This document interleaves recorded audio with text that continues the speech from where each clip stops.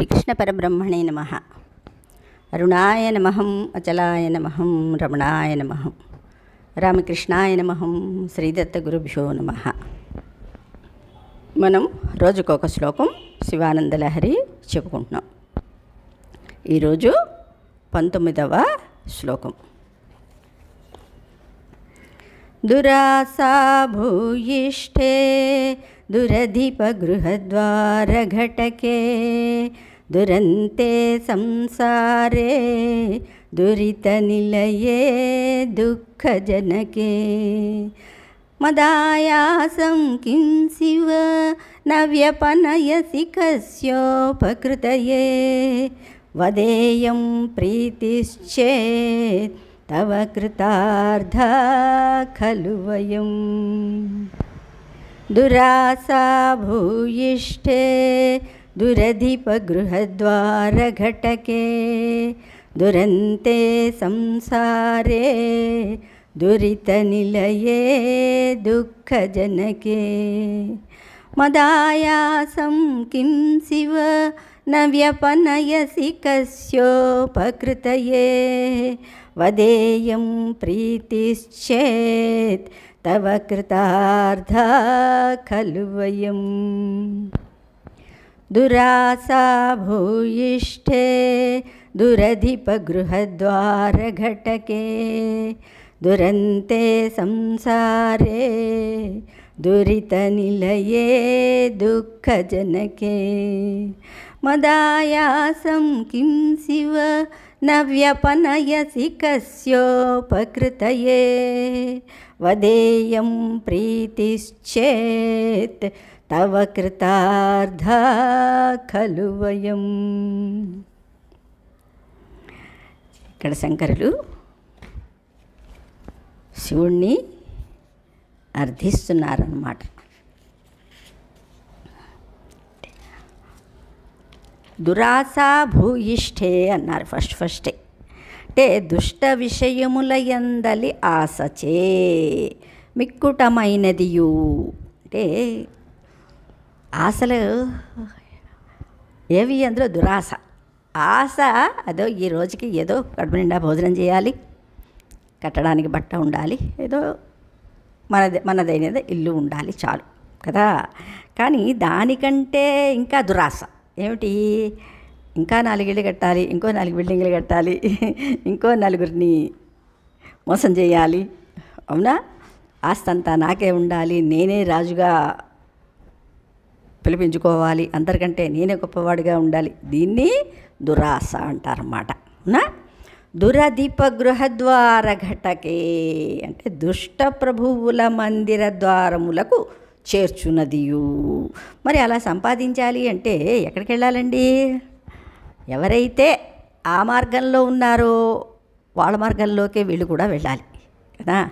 న్యాయంగా సంపాదిస్తే ఎవరికి అంత సంపాదన రాదు. ఎవరైనా ఒకడు కొన్ని నెలల్లో కానీ కొన్ని సంవత్సరాల్లో కానీ ఒక గొప్పవాడు అయ్యాడు అంటే వాడి హిస్టరీ చూసుకోవలసి ఉంటుందన్నమాట. అంటే ఎంతమంది తలలు కొట్టి వాడంత గొప్పవాడయ్యాడో తెలుస్తుంది, ఎన్ని మోసాలు చేసి. అవునా? న్యాయంగా ఎవరు అలా అవ్వలేరు కదా. అందుకని దుష్ట ప్రభువులు, ఆ రోజుల్లో ప్రభువులు, ఈ రోజుల్లో అందరూ గొప్పవాళ్లే కదా. అలా అన్నమాట. మందిర ద్వారములు చేర్చున్నది దురంతే దురవసానము గలదియు. అంటే ఏమిటి?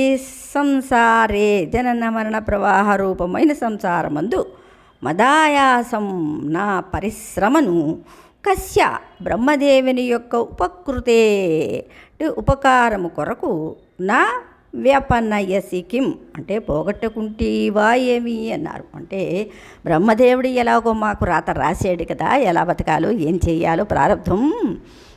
బ్రహ్మదేవుడి మీద ఇష్టుడు అయ్యి నువ్వు మా వైపు చూడటం లేదేమో, మా రాతల్ని సరిచేయటం లేదేమో అన వద చెప్పుము అన్నారు. ఇయం అంటే ఈ అంటే భక్తుల ఉపకారమును గురించిన ప్రీతి ప్రేమ తవ నీకు చేత్ కలిగియున్నచో వయమపి నిన్ను భజించుచున్న వారమైన మేమును కృతార్థాంఖలు అంటే కృతార్థులమే కదా అంటారు. అంటే బ్రహ్మదేవుడు నిన్ను తపస్సు చేసి నిన్ను పొందాడు కాబట్టి ఆయన మీద కొంచెం నీకు ప్రేమ ఉంటే ఉండొచ్చు. ఆయన మీద ప్రేమ వల్ల మా తలరాతల్ని నువ్వు తొడవటం లేదేమో, కానీ నువ్వు భక్తవత్సలుడు కదా, ఎలాగైనా మా తలరాతని తుడుస్తావు అని ఇక్కడ చెప్తారు. అంటే మనం అర్థం చెప్పుకుందాం. శివా, దురాశల చేత దుష్ట ప్రభువుల గృహద్వారముల యందు పడి కొట్టుకునుచు పలు దుఃఖముల పాలుగావలసిన తుదిలేని సంసారమందలి నా పరిశ్రమల నేలన సింపజేయవు. నీ భక్తుడుగా ఉన్న బ్రహ్మదేవుని మీద వాత్సల్యం చేత నా అతని చేతలు పోగొట్టుటకు ఇష్టపడుకున్నావు కాబోలు. అతని చేతలు అంటే ఆయన రాసిన రాతలు అనమాట. అవునా? నీవు భక్తవత్సలుడు అయినప్పుడు, అంటే భక్తవత్సలుడు అయి ఉన్నప్పుడు అనమాట, నీ భక్తులమైన మాకేమి లోపము అన్నారు. అంటే ఆయన భక్తి చేయటం వల్లే కదా ఆయన యొక్క తలరాతని, ఆయన రాసిన తలరాతని చెరపడానికి నువ్వు సందేహిస్తున్నావు. మేము కూడా మీ భక్తులమే కదా, అవునా? అందుకని నువ్వు ఎలాగైనా మా రాతల్ని చెరుపుతావు అని, నిన్ను భజించి మేమును కృతార్థులము అగుతాము అని ఇక్కడ చెప్తున్నారు. అంటే ఏమిటి ఇక్కడ? పరమాత్మని అందరికీ కూడా హక్కు ఉంది. జీవుడనేవాడికి పరమాత్మని కొలవడం అంటే ఆ స్నేహం అటువంటిది. ఏది ఎవరైనా సరే అర్థో జిజ్ఞాసు అర్థార్థి జ్ఞాని చ భరతర్షభ.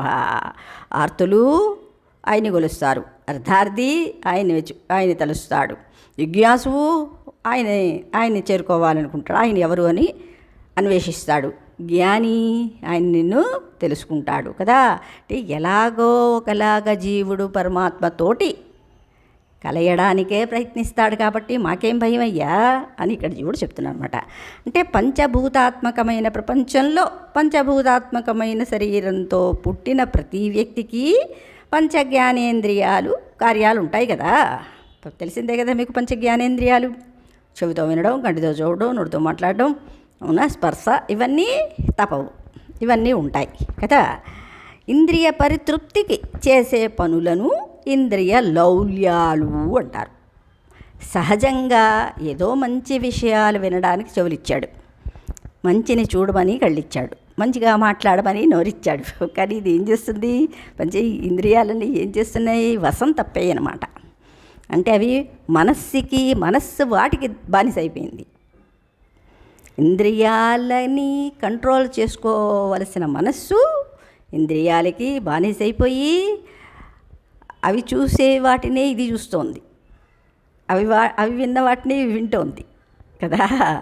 అంటే ఏది ఎవరికి అంటే అన్ని రకాల విషయాలు ఇంద్రియాలకి వాటి ఇష్టానుసారంగా ఉంటాయన్నమాట. అలా అన్నమాట లౌల్యాలు అంటారు. ఇవి సొంత దేహానికి సంబంధించినవి కదా. ఎవరి ఇష్టం వాళ్ళది. నీకు ఇష్టమైంది నాకు ఇష్టం కాకపోవచ్చు, నువ్వు చూసింది నేను చూడకపోవచ్చు. అవి ఒక సొంత, అంటే నా దేహానిలో ఉన్న పంచేంద్రియాలు విషయాలన్నమాట. వీటితో పాటు బరువు బాధ్యతలనే పేరుతో సంసార బాధ్యతలు కూడా ఉంటాయి కదా. ఇంద్రియాలే సొంతంగా కాకుండా ఎవరి జీవనం వాళ్ళది, వాళ్ళకి సెల్ఫ్ జీవనం ఉంటుంది కదా. అది అంటే ఒకళ్ళకి ఒక ఆడపిల్లే ఉండొచ్చు, ఇంకొకళ్ళకి 5 పిల్లలు ఉండొచ్చు కదా. వీడు సత్యంగా నడవచ్చు, వాడు 5 పెంచడానికి ఎన్నో మరి చేయాల్సి వచ్చింది. తప్పుడు పనులు కూడా డబ్బును ఎలా సంపాదిస్తారండి? అంతే కదా. ఎన్నో రకాలుగా మనం ఇప్పుడు ఈ కలికాలంలో ఇంకా భయంకరంగా చూస్తూనే ఉన్నాం. చెయ్యకూడని పనులు చేస్తున్నారు కదా. ఈ బాధ్యతల నిర్వహణలో ఒక్కొక్కప్పుడు చేయకూడని పనులు కూడా చేయవలసి రావచ్చును.